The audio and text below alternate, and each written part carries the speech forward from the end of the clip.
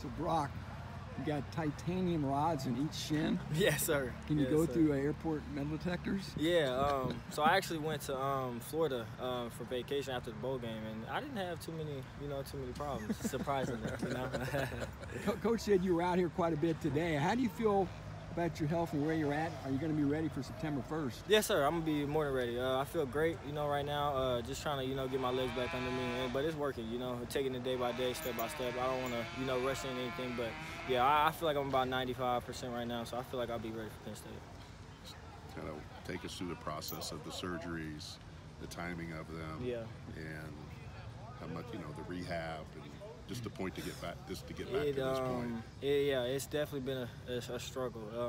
Probably one of the toughest rehabs I've ever had to go through. Just because they had to take a rod out of my right leg, put another one in. They had to repair my meniscus, and then they had to put two screws on the top and bottom, just connecting the rod, and then the same thing on the left leg. So it's just tough, just coming back. I had the first one in January. I had the second surgery in February, and then just from there it was just taking it, like I said, step by step. But it's been challenging. It's definitely been a challenge, but that's one thing about me. I love to embrace the challenges, so just got to learn how to just deal with it, because I've come to the fact with myself, that I'll probably never be the same, just because I got two rods in my legs. But I'll be fine, I'll be fine. Why did you need the surgeries? So I had 4 tibia fractures, stress fractures up along both of my tibias on both legs, and then about week 6, I tore my meniscus. So that's why I needed those surgeries. So you were dealing with tibia issues. Yeah. How painful was that? So if I could put it into words, or just so people could get imagination in their minds, it's like I want to keep this PG.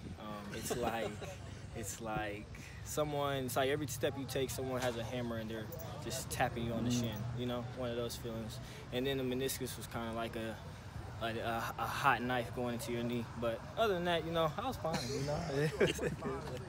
I mean, if you can be a bowl game MVP on 2 bad legs, I mean, what can we expect from you fully healthy? That game, like I tell a lot of people, even my mom still gets excited when she sees highlights of the game. But that game's kind of a blur for me. I remember all of it, but there's some things that are still a blur to me, and that's just because I really think it was just all God. Just to deal with that type of pain, even through the whole season, just me getting through the whole season without severely being injured was just a blessing. And I just feel like if I just keep going the route I am and just keep following God, and just letting Him just cover my body in His blood, and He'll take care of the rest for me. Just what have you seen out of Charlie Jones and Tyrone? Charlie and Tyrone. So actually, I don't know if a lot of people know this. Me and Tyrone actually grew up together. I've known Tyrone since I was about 5, 6 years old. We played Little League together, travel teams together.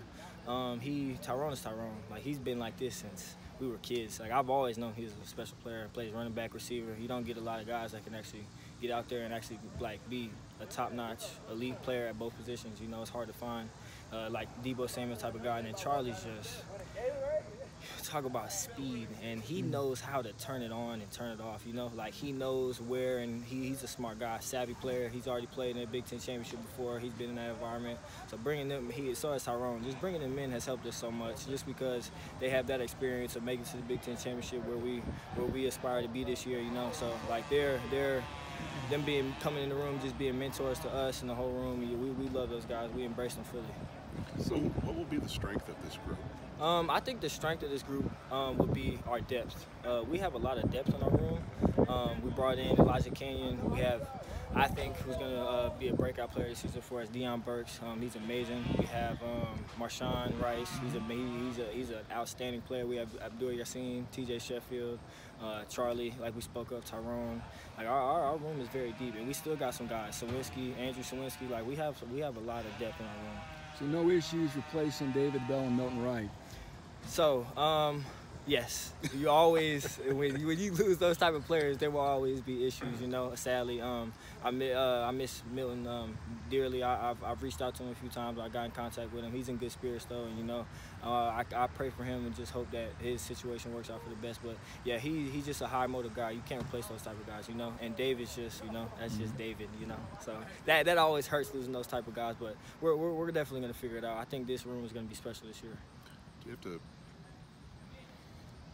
The production that David had for you was there, but is there a little bit of danger of like, okay, we got to go replace David Bell's production, or is that going to be kind of a group effort type thing? Definitely a group effort. I don't ever think we put that on one person, you know, because it's tough. It's tough to do what David did. That's why he's David Bell, you know. Like you can't replicate what he does, you know. You can't replicate what Milton does. So that's why I feel like this room will be even more special this year because it's gonna take all of us. Every single game it'll fall on our shoulders ultimately to get the job done. Definitely. Just going back to the bowl game, I guess a breakout performance like that really gets your name out there.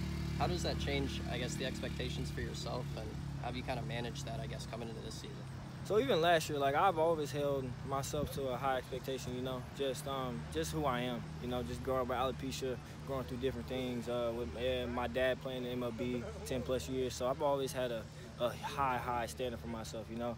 I don't ever rush anything. I don't ever go out on the field and think like I have to do something for my personal gain. It's always for the team. That's why, like, even last year when David was, you know, doing what David does, like I just, you know, I play my part. You know, whenever we need to play and they throw me the ball, I go make that play, and that's still my mindset. Even though that was an all right game in the bowl game.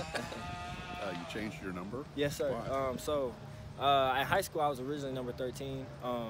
I switched it because my little brother, he was diagnosed with cancer, so I switched back. I wear number 13 because I was born on the 13th. Okay. Yes, sir. Yes, sir.